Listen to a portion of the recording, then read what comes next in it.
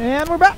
Good to be back. Give us just a moment to fix some score things. Apologies for the technical difficulties, but it is the third quarter here from the Castle of the Campus of John Paul II High School. Your JPII Knights trailing the Brentwood Academy Eagles by a score of 54-16. Nick, how do you think the Knights will be faring so far in this half? So far in this half, obviously not very well because they haven't scored a point yet. But obviously overall in the game too, and at the end of the first quarter it was 15-5, and then at halftime it was 48-16. Obviously something went wrong there. Coach Wade just took a timeout and was preaching maximum effort and trying to get his team not to quit. It's looking like this game's over. Yeah, that's for sure. It's quite a shame here because what started out with a fighting chance does not look like it has anything left to it now. I don't think it was as much as you can't leave him open either. That's for sure. I don't think it's much as they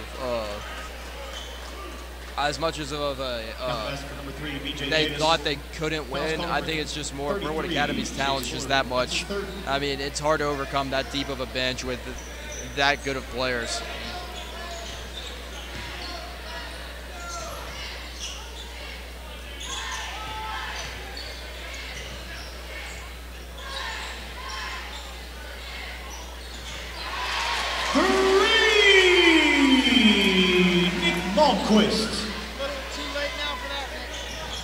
Yeah, they needed about 5 of those in the first half.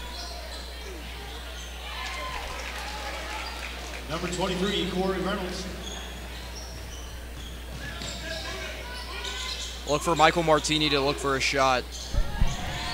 He's a pretty good shooter. What? What?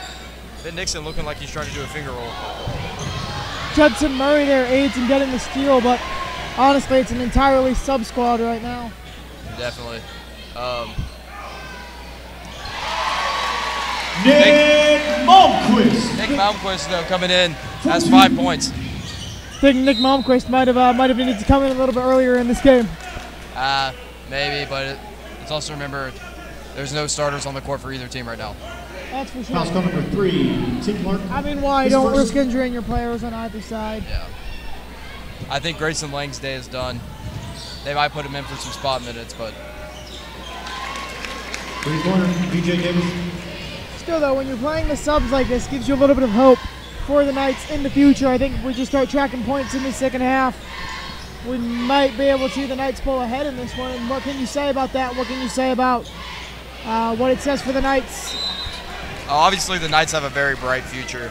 When you look at the likes of Tim Lark, Michael Martini, Sam Spag, Sabino, these are very good players that are going to have good careers here as Knights. It's going to be fun to watch them go up against, you know, a dynasty in Brentwood Academy.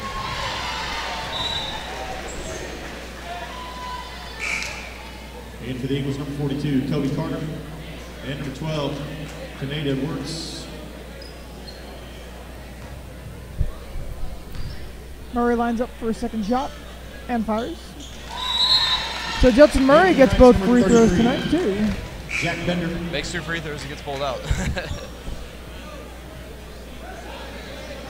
Why not spread the love, play some guys that don't see that many minutes? Or they're going with a very spread-type group. Most of everybody can shoot on the court, except for maybe the exception of Nixon. And Nixon just ends up out of bounds there. Wrong place at the wrong time. That was a nice chase down block by Nixon when it looked like he lost his man. That's for sure.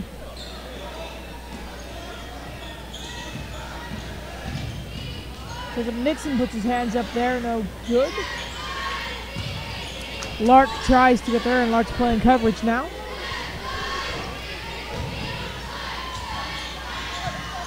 Deep shot from 24, 42. Goes up for another one and gets fouled. Offensive foul. That's a good call. He did extend the elbow. Oh, that's for sure. I think some of our viewers at home snapped at Mr. O'Neill's offensive yelling. Checking back for the Knights. Number 1, Jaden Young. Jaden Young comes back in for the Knights. Sabino also checking in. And Sabino, I have high hopes for Sabino. You and me both. And notice though, the Knights student section really hasn't deteriorated in size. They're still out there. They're still strong. They're still showing support. That says a lot more about a school than anything. Yeah, I mean, you've seen a few people leave, but not many. The coming home crowd, obviously, here. Shout out to Theo and Doganor for winning that. But I don't think you're going to see this team quit. I don't think you're going to see this school quit. No, I mean, a lot of people have said it. Losing Jalen and Devin Cambridge as well as Matt Galvin, people saw that is the end of an era for JPII basketball, when honestly I think the new one's just beginning. I would agree with that 100%. And they lost players that were kind of the heart and soul of the team with Jamal Thompson, and then, you know, guys who just really did everything right with, you know, Jake Rucker not playing this year, and CJ Laws obviously graduating. You know, there's a lot that was lost throughout the years from this class, and it's just a different atmosphere for the Knights, because usually they're reloading. You know, it's just the next player up, and he's just as good as the last. But this year they're actually having to nurture a young team, and I think it's good that the young head coach has that with Coach Wade. That's for sure. I think that it's going to be growing experiences for both of them, both players and Coach Wade. And I think even next year they'll put up a lot more wins. And I think by their junior year, heavy state contenders is an understatement. State contenders might be maybe a little bit of an overstatement, because you know these teams are going to start reloading at some point. But you look at it, everything's kind of working out. NBA is going to have to reload from the class that they're going to end up graduating. And when you have players like Darius Garland and Cam Johnson graduating from here, Macaulay always reloads, but you know, maybe they're not as strong. Baylor's got a really good class this year. It's going to be kind of interesting to see how the Knights fit in with all that, with all the young talent that they have on this team. And Macaulay's a machine. That is for sure. They churn out players. It's in every sport too. It's like they have a factory. Because I'm sorry, if you're a player, Macaulay says, "Hey, you want to come play for us?" You're not going to say no. Yeah, definitely. You're going to say, "All right."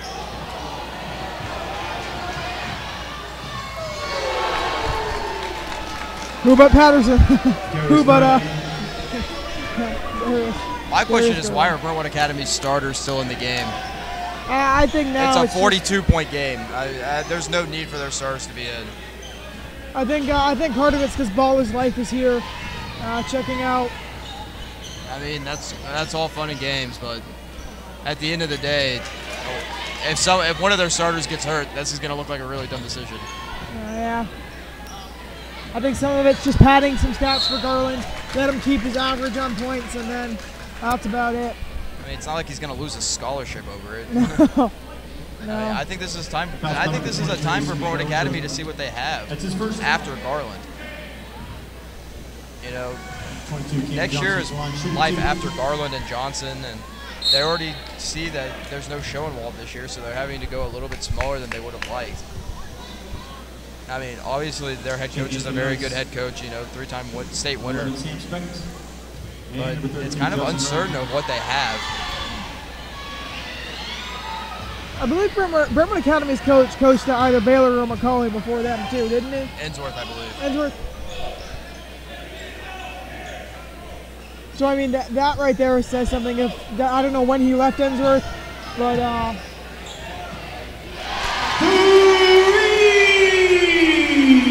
Sam Specht. I want to see more of that. Sam Specht with another shooter on the same side of the court, so they just keep passing back and forth until something happens. One of them gets open to pull the trigger. Easy retaliation from Brentwood Academy, but I think Sam Specht should have seen more touches tonight. I think Ivy drove to the basket at a lot of the right points, but I also think there were a few moments where Sam, maybe even with some 15-footers, not every shot has to be a three for Sam Specht, although he's very good at them. He has 14 points right now. And that was I can't pass it to anybody, so I'm just going to pull it up and, you know, hit this shot right in your mouth. Oh, yeah. That was pretty impressive. I think now the Knights have to calm down, look ahead to Father Ryan and Baylor, see what you have next on the schedule, and let's pick up a few more wins. I don't think you look ahead in this game. I think you just keep playing your players. I mean, you have a week before Father Ryan. I meant after the game. I didn't mean right now. Yeah. Well, I mean, they're looking ahead to the future at the end of this game. Academy 73. That's for sure. With that, that is the end of this half. Your JPII Knights trailing by a score of 73 to 32. With that in mind, we're going to take a quick break. You're tuning into V1, the only night sports network, and we'll be right back.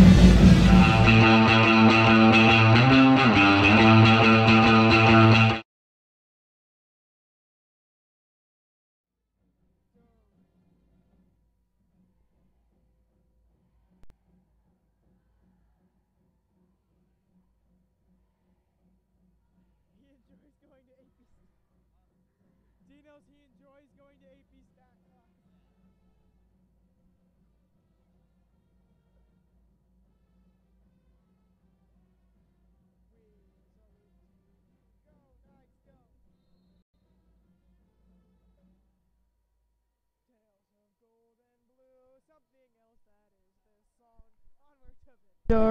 And we're back. You're tuning into V1 and the Night Sports Network. If you're just joining us now at the end, or at the beginning of the third quarter, your JPII Knights trailing the Brentwood Academy Eagles by a score of 73 to 32. We've seen a lot of subs. Nick, any more observations for this one? I think we're seeing a star grow within our eyes with Sam Speck. This kid has shown a heart. He hasn't given up yet. He has 14 points from what I've tallied from my own totals, I guess. And I think we're seeing somebody, start to grow into his own. I think he's going to be a force to be reckoned with down the stretch of the season. We highlighted Speck during the pregame yesterday. What he's brought to the court today, I think a little bit of it was better. I think he's shown good parts in both games. You're right. He's definitely heated up towards the end of games, or at least towards the second half of each game. And I think that if he can find a way to get hot early on in games, I think that he's a danger player. I mean, that happens with all good shooters. Sometimes they have to have a feeling out process to see they can shoot. I mean, obviously he's not Steph Curry, who just goes out on the court and makes everything he does with his left hand. I mean, he's going to be fun to watch, though, especially next year and going into the rest of this year. He's going to be a face of this team for years. That's for sure. I believe it was Mr. Patton that said it. He's like a new Dalton Smith almost. Yeah. Yeah, but Dalton Smith did a lot besides just the shooting. He was a great passer. He was a good floor general. And I think Sam obviously has to improve in those areas of his game, but that just comes with time, and he has a great role model to do it with Grace and Lang. Oh, that's for sure. And he can learn the post game because of his size with Michael Anderson. He's got a lot to look forward to. That's for sure. I mean, I think really likes to play as a point and as a two guard, but I think with his size, you can use him as a three in later years. And if he keeps growing like he does, I think he's going to be able to post up a little bit. And if he's able to do that, he's in good shape. Three-pointer, Canado Roots.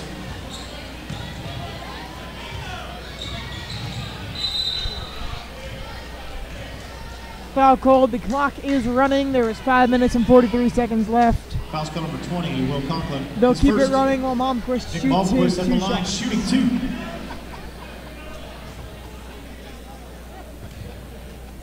Ryan Hatton has entered the building. Although I don't think he's too pleased with the score he sees. Yeah, I don't think many people are, but you have to be proud with the Knights how they're not giving up. Maybe teams in the past they would have given up or something like that, because they wouldn't be used to this kind of score. I think the Knights, this is a kind of a punching kind of year where they're just going to fight through a lot of things. And honestly, the game at the end of the first quarter was 15-5. I mean, that was with all starters playing.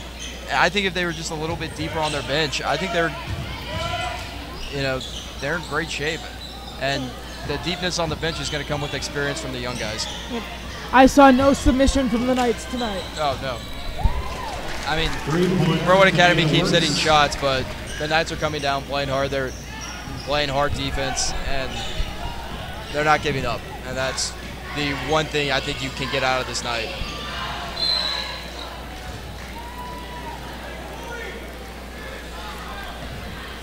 Maybe an ill-advised shot there by Savino.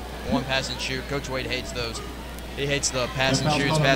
Last year he would call those my turn shots, and every single time we would try those, he'd pull us out of the game. So. And I see Judson Murray already down there. I don't know if that's for Sabino, but it might be. Who knows? Both of those just checking roll out. Nice number 32, Judson Murray. It looks like it's for Sam Speck. Yeah, his night's over. Don't waste him.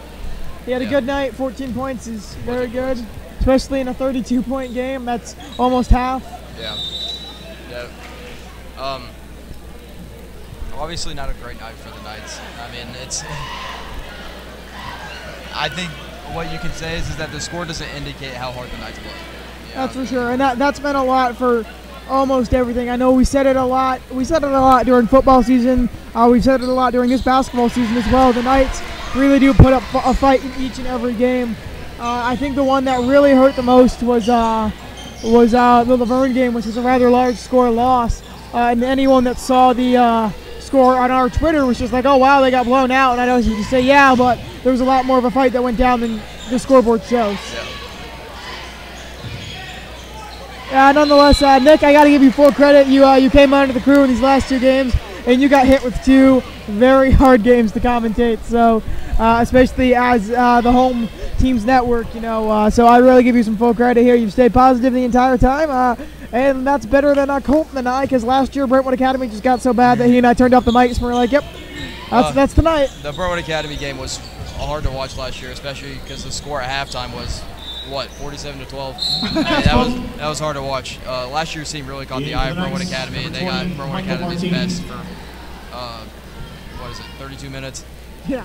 And yeah, it's hard to kind of play it past. Night where Darius Garland was really on last year. Yeah. I'm sure it didn't help that it was senior night, but no, that didn't help at all. Murray passes out. Jack Bender's another good shooter. Oh. Tim Lark trying to expand his range a little bit there. Yeah. Talking to Tim Lark earlier, just this year, he's talking about how much he needs to improve, and that was kind of a shock for me, because usually a guy with his skill set saying, I deserve to play on varsity for a reason, but he just keeps talking about how he's going to improve and how he's going to do that.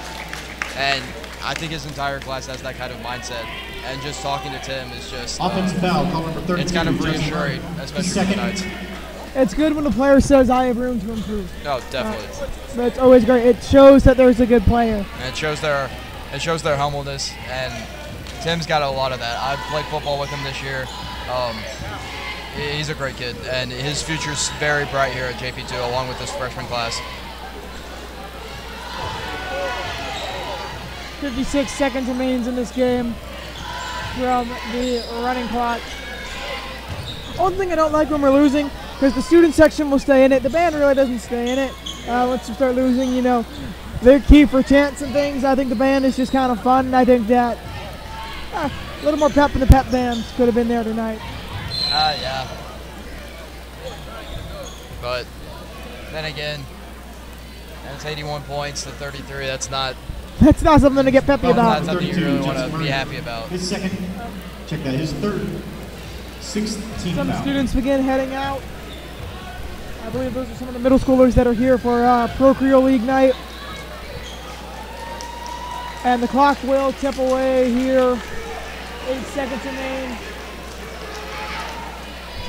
Knight student section declares him to shoot it. He will not.